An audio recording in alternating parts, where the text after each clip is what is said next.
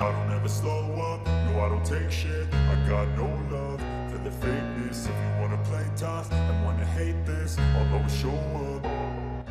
I don't ever slow up, no I don't take shit. I got no love for the fakeness. If you wanna play tough and wanna hate this, I'll always show up and make a statement. I don't ever slow up, no I don't take shit. I got no love for the fakeness. If you wanna play tough and wanna hate this, I'll always show up and make a statement. Everything.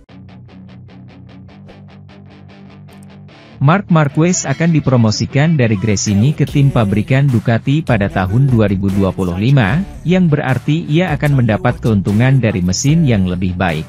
Meskipun ia telah memenangi Grand Prix dengan Desmosedici berusia 1 tahun musim ini, Marquez akan memiliki perlengkapan dan dukungan yang sama dengan Pecco Bagnaia tahun depan ketika ia bermimpi memenangkan gelar lainnya.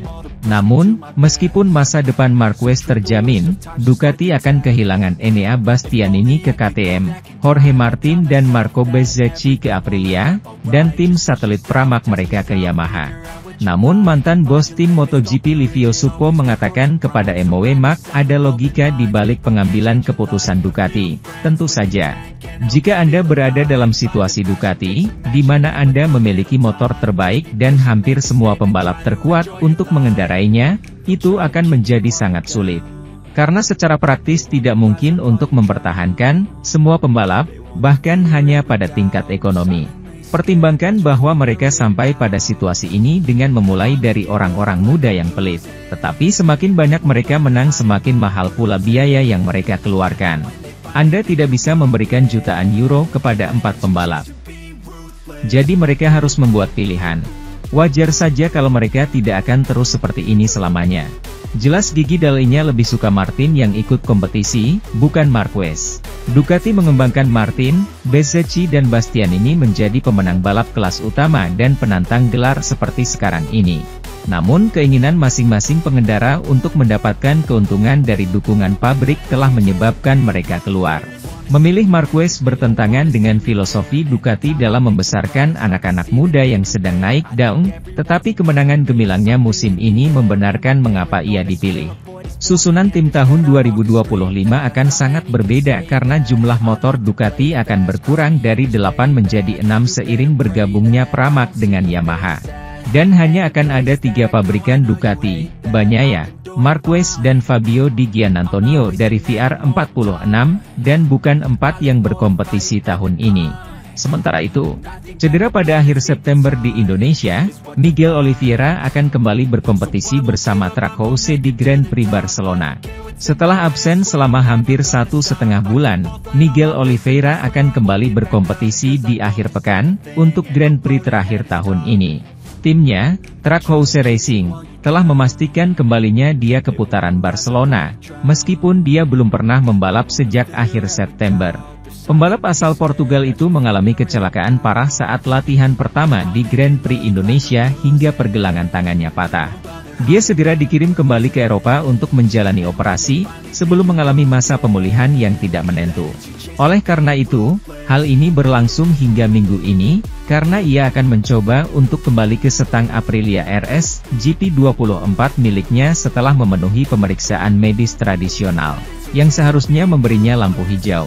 Di Jepang, Australia, Thailand dan Malaysia, ia digantikan oleh test driver pabrikan Italia, Lorenzo Savadori, yang tidak mencetak 1 poin pun selama periode interim ini.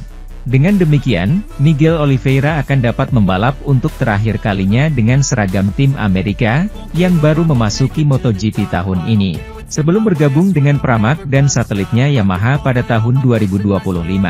Penggantinya di Trackhouse, Ai Ogura, akan mengambil alih pada hari Selasa setelah Grand Prix terakhir tahun ini, selama tes kolektif yang direncanakan di trek Barcelona. Musim depan, pemain Jepang itu akan dikaitkan dengan Raul Fernandez, yang tetap mempertahankan setangnya. Saya sangat antusias dengan gagasan untuk kembali ke MotoGP, gembira Miguel Oliveira, yang namun ragu bahwa ia telah mendapatkan kembali kekuatan penuhnya. Ekspektasi saya tidak terlalu tinggi karena saya tidak tahu seberapa cacat pergelangan tangan saya sebelum saya kembali bersepeda. Pembalap Gresini, Marc Marquez, mencuri perhatian pada musim pertamanya dengan motor Ducati. Sorotan sudah didapat pemegang 6 gelar juara dunia MotoGP tersebut sejak memutuskan rela mengakhiri kontrak besar dengan Honda untuk bergabung dengan tim satelit Ducati Gresini pada 2024. Pilihan Marquez tidak salah meski dengan menggunakan Ducati tahun lalu. Dia bisa mencicipi podium dan kemenangan balapan hingga bisa bersaing dengan pembalap penunggang Ducati lainnya. Marquez saat ini bahkan sedang memperebutkan posisi ketiga klasemen MotoGP 2024 dengan Enea Bastianini. Marquez mengakui bahwa dia belum bisa meraih kemenangan balapan beruntun setelah naik podium kampiun pada MotoGP Aragon dan MotoGP Australia. Saya belum pastikan bisa meraih kemenangan beruntun, tetapi mungkin saya sudah dekat. Saya belum berada di level yang memungkinkan saya bertarung di semua balapan tahun ini, kata Marquez. Saya biasanya hampir selalu berada di 4 besar yang merupakan hal yang saya cari. Tetapi jika Anda ingin melangkah ke sana, ada balapan di mana saya finish terlalu jauh dari posisi pertama. Untuk satu alasan dan alasan lain, tetapi ya sudahlah. Jika membandingkan dirinya sekarang dengan musim 2019, pembalap 31 tahun itu mengaku saat itu dia lebih percaya diri daripada sekarang. Di sini, di Thailand, Mark pada 2019 tiba dengan selisih hampir 100 poin dibandingkan yang lain. Secara fisik juga lebih baik, tetapi kurang matang. Aku pembalap berjulukan Semut Cervera tersebut. Saya melihat diri saya dengan baik, tetapi bagaimana Anda melihat diri Anda sendiri sangat relatif. Anda mengganti motor dan setup pembalap dan Anda berkata, sekarang saya merasa sangat baik, dan terkadang Anda tiba di sirkuit dan balapan tidak berjalan sesuai keinginan Anda. Itu sangat relatif. Saya pikir saya berada di level yang sama dengan 2019 karena saya tidak lebih baik, atau lebih buruk, tetapi dengan kekuatan yang berbeda. Pada 2019, kecepatan murni, sekarang saya memiliki lebih banyak pengalaman.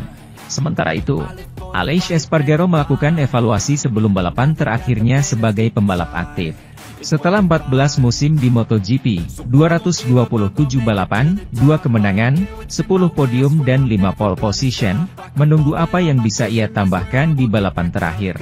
Aleix Espargaro akan mengucapkan selamat tinggal pada kejuaraan dunia sebagai pembalap aktif.